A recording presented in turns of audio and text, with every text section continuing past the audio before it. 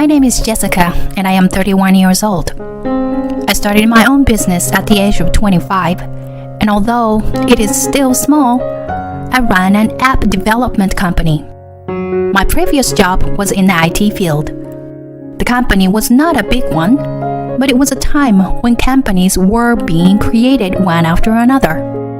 I took the plunge and resigned from my previous company when its management started to lean. Then, I started a smartphone game development company.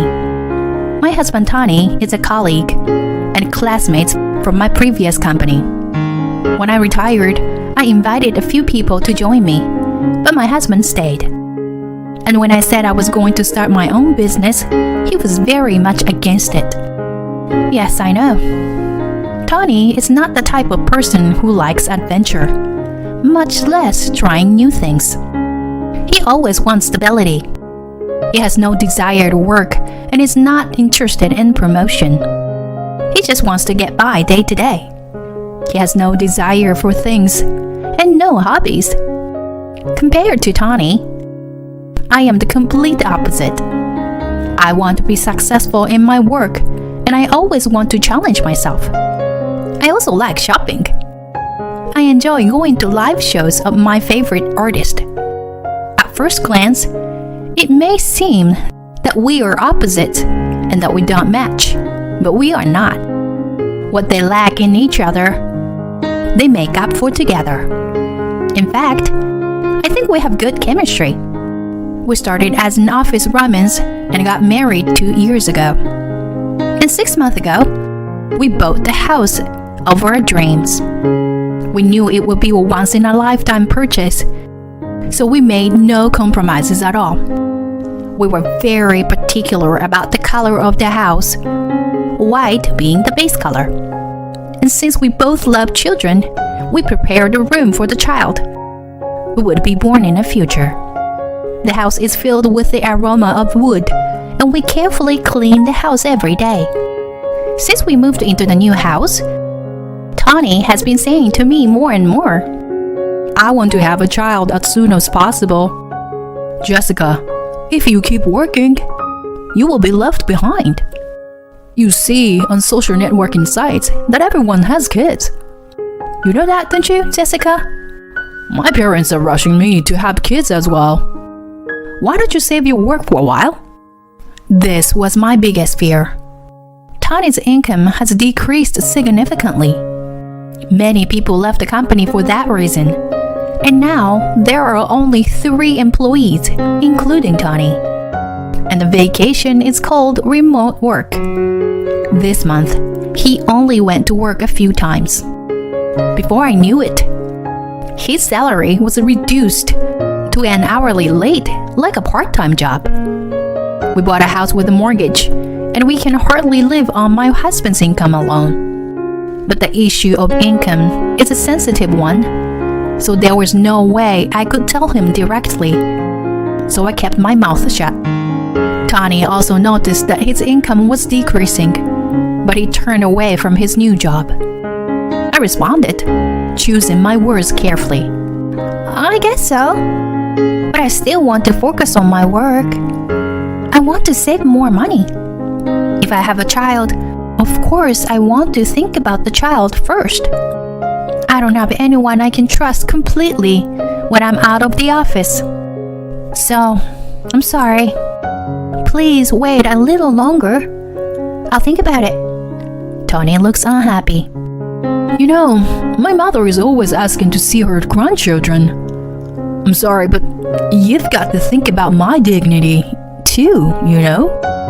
I've told my mother that Jessica is unable to have children because she's too picky.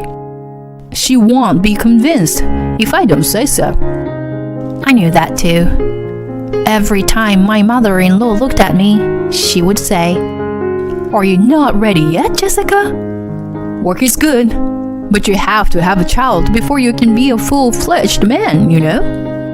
No matter how good you are at your job, a woman who cannot produce offspring is half a man. Be a full-fledged woman soon." There is no way I can agree with such an opinion.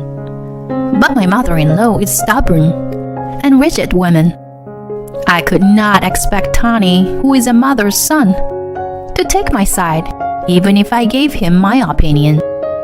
I was tired from work, so I tried to avoid seeing her as much as possible.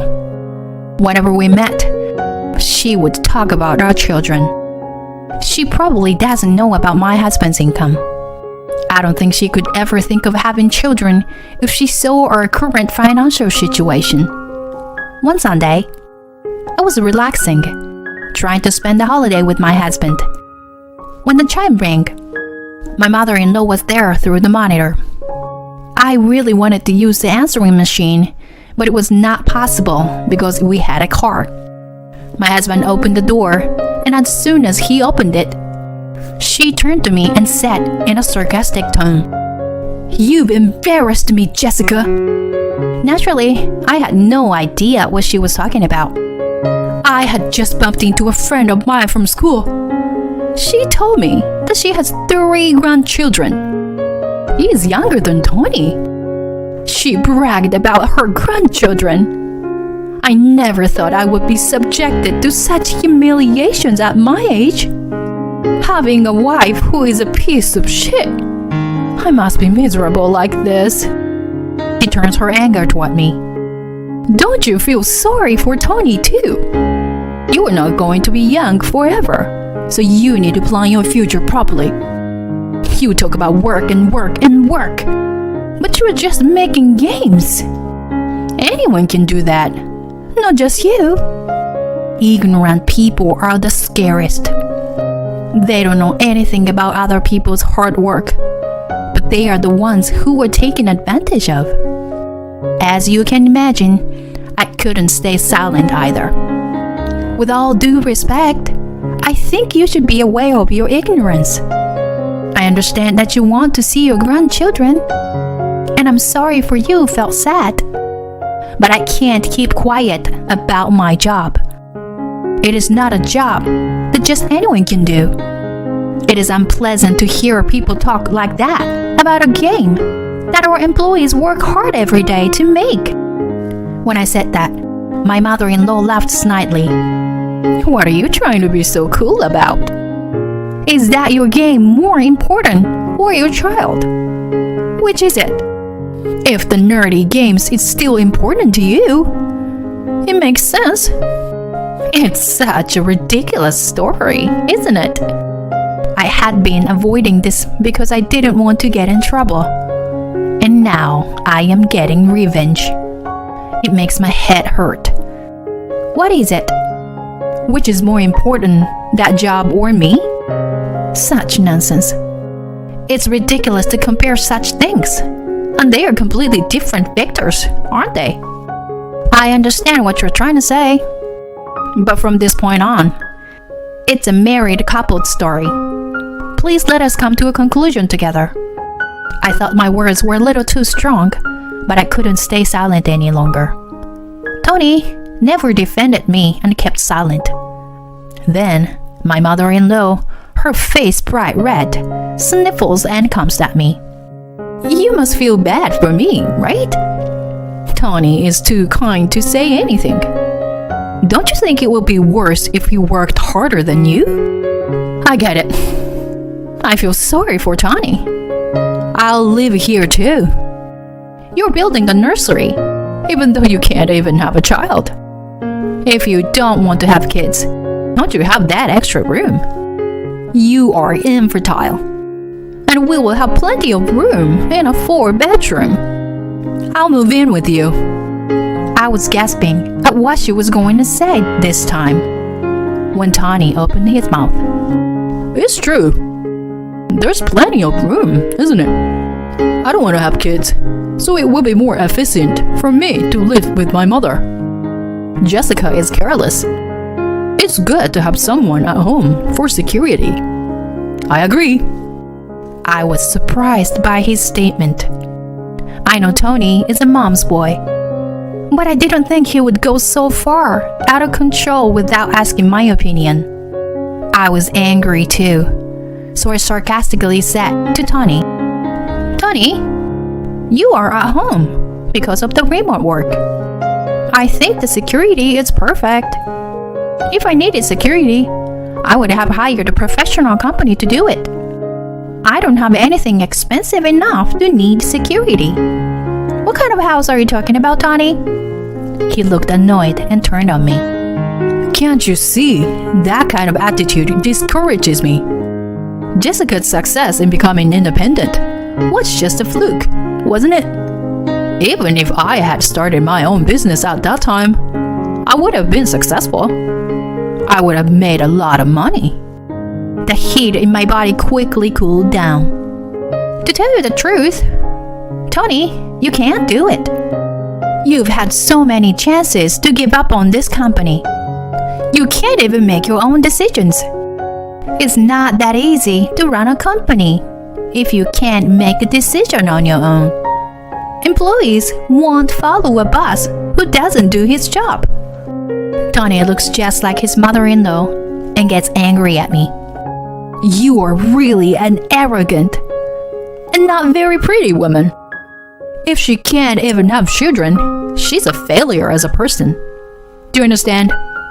Life has to be passed on to the next generation in a relay system. So if you can't have more than 2 children from me and Jessica, it will lead to a decrease in the population. My mom is right. If you can't listen to her, who is a senior in your life, then you're not worth talking to. You're polishing your arrogance too much. You should live with my mother and let her teach you about that. No one else is going to teach you anything. You need to have your morals drilled into you as a human being. He is saying this in a very righteous way. But I never said I didn't want children in the first place. I just didn't want to have children because there is no way I can live on Tony's earnings alone. In order to protect my mother-in-law's reputation, I've kept quiet about it. But I'm going to reveal it. Please, look at this. Can you say that my arrogance is the reason why we don't have children? With that, I produced a household account book, and my husband's, and my pay stubs. My mother-in-law stared at it with a mousy expression, and Tony looked impatient. I knew it would be tough for him to show this to her, because his salary is only as much as a student's part-time job. With this amount of money, he would have to pay the mortgage and be the mainstay of the family. It is impossible. I opened my mouth. As you can see, our family's financial situation is made up of 2 people working. I can't think about my children just yet because I don't want them to be miserable or poor. If I want to continue my marriage with Tony, I have to give up now. Then Tony says with an impatient look on his face, I didn't ask you to show Mom your paycheck. Do you really enjoy making me look bad? Then his mother said, A man's income is not everything, you know. Tony's mild-mannered personality makes him a good father. Why don't you be the mainstay of the family? I'm going to fall over. No. When he's at home, he only reads comic books and plays phone games. If Tony was a housemate, that would make sense. And you know, the women are the only ones who can have children, right? If I take a leave of absence for 6 months, this house will go bankrupt. They're speechless when I said that. My mother-in-law is puckering her mouth like a goldfish. I continue. I think it would be more fun to have kids, and I would grow up. But a man is only a man if he has the financial resources to support his family. I think that's a perfect score if we both earn good money. But I don't agree with your way of thinking. Tony was furious and starts yelling at me. Jessica's spirituality is ruining me. I have a boss all the way home. Get out of my house. I don't even want to see your face anymore. My mother-in-law is biting at me too. That's right. Who do you think you are to say what you want to say? Fine. I'm going to get the divorce papers. Donnie, Divorce this piece of shit wife of yours. With that, the two went to the city office together. Why I have to leave is a mystery. But I don't want to be with Tony anymore. I don't even want to see his face. That's my line. I'm running out of patience too. I'm finally ready to leave home. I'm going to take this opportunity to pack my things. I don't like to have a lot of stuff to begin with. Basically, I don't want to have anything in my room. I am what is commonly known as minimalist. Packing was over in no time. My mother-in-law and Tony are in an angry mood and are filling out the divorce papers as soon as they came home. Tony slapped me with it. I've already filled it out. It's now or never if you want to hold me back. No matter how much you apologize, if you file for divorce, you'll never get it back. I am not going to be able to go to work tomorrow because of the mental anguish you've caused me. So, give me this house instead of alimony. You make a lot of money, so I'm sure you can afford it. Well, if you apologize, I'll forgive you. He wants me to hold off. I have never met such a small man. He is number one in my generation. I will fill out the divorce papers without hesitation. After a while, the divorce was successfully finalized. I often hear that divorce is more difficult than marriage, but it was easier than I had expected. And it was refreshing. I would like to praise myself for living in such a miserable way. For the time being, I decided to stay at the office. All the employees knew that the president would do this someday. They are laughing at me. But here comes my payback.